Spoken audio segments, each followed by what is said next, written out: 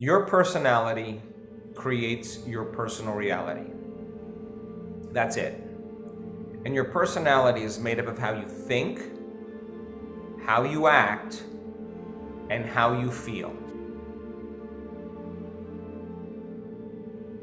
I think more than anything else, I think there's this feeling that we all have that never seems to go away.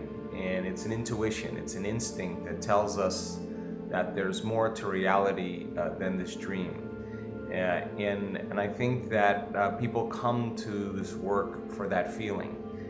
And I think that we're greater than we think, more powerful than we know, more unlimited than we could ever dream. And my passion, my interest is to take science and combine quantum physics with neuroscience, with neuroendocrinology, with psychoneuroimmunology, with epigenetics, electromagnetism. And I think science is that language to demystify the mystical and to build models of understanding from a theoretical and intellectual knowledge-based analytical perspective. But that knowledge void of experience is philosophy. But if you can teach people how to practically apply it, to personalize it, to demonstrate it, to initiate that knowledge and do something with it, if they can get their behaviors to match their intentions or their actions equal to their thoughts, if they get their mind and body working together, they're going to have an experience, right? And it turns out that learning information makes connections in the brain, but experience enriches those connections. Well, the moment those neurons string into place, there's a biological change that takes place in the brain. Another part of the brain makes a chemical, and that chemical is called an emotion.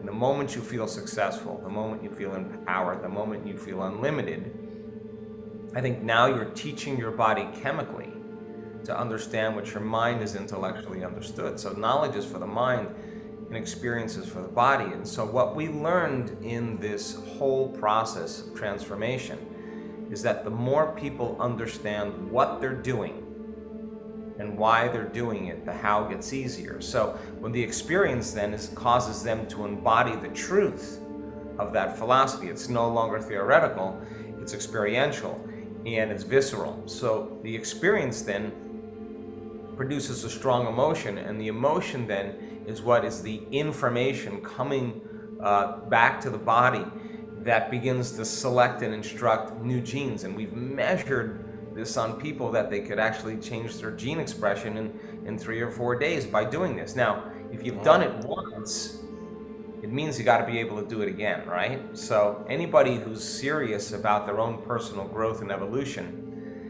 the replication of any experience will begin to both neurologically and chemically condition the mind and body to work as one. So when you've done something so many times that your body now knows how to do it better than your conscious mind, now it's innate in you, it's implicit, it's automatic, it's second nature, it's easy. You've become the knowledge. And in a sense, you've mastered that knowledge and you're in a new state of being. So my interest is demystify that process so that people have within their reach all the tools to begin to apply it to their lives. And so I started my journey in 1986. I got run over by a truck in a triathlon and didn't have a whole lot of hope that I would ever walk again. I had fractured 6 vertebrae in my spine, and I had bone fragments on my spinal cord, and the spinal, one of the vertebrae where the neural arch was broken and pressing up against the cord. So, you know, the prognosis was that I'd never walk again and I needed a radical surgery. And so I thought, my God, I'm not going anywhere or doing anything. I wonder if my mind could affect my body. And it worked. And then I started studying spinal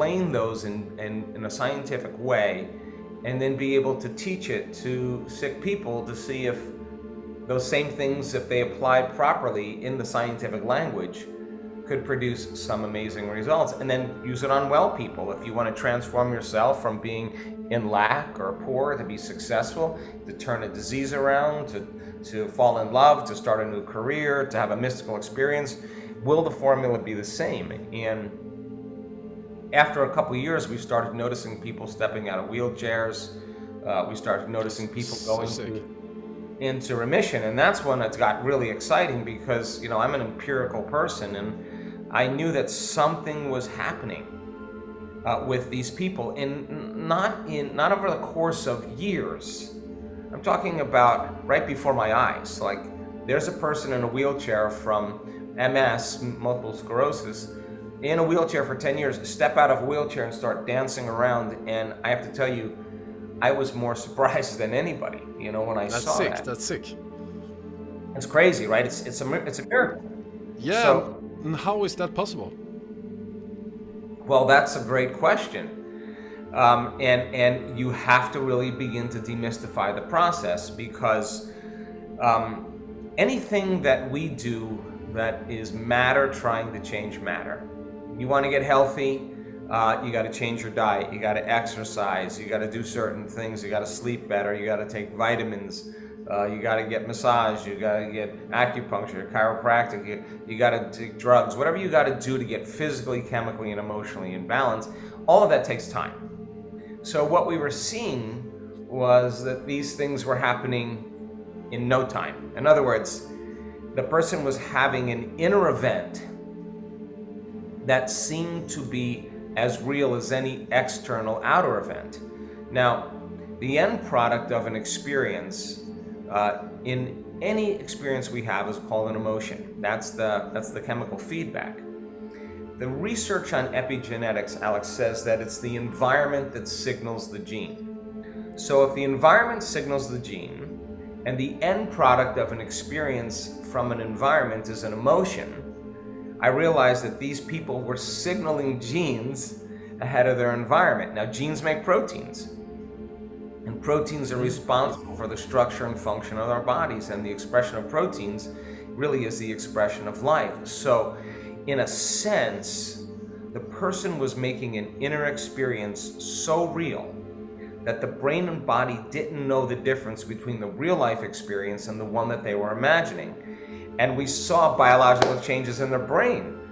We saw biological changes in their body. So we started doing thousands and thousands of brain scans, measuring people's brains before they came to an event, putting them through 4 days or 7 days of training, and then measuring their brain at the end of 4 or 7 days, and it was a different brain. The changes weren't just in their mind, they were in their brain. We were checking people's heart rate variability monitor to teach them how to sustain an elevated emotional state, not just for 5 minutes, but to be able to do it for 45 minutes on command, so that they could self-regulate in their life and slow down their reactions and responses to people and conditions in their life that would weaken them. Their fear, their anger, their hostility, their resentment, their impatience, all of those emotions take energy for the body, and the response is weakening the body. So we measured gene expression. We saw that people can change their genes in 4 days. We measured the immune response when people give up fear or impatience or resentment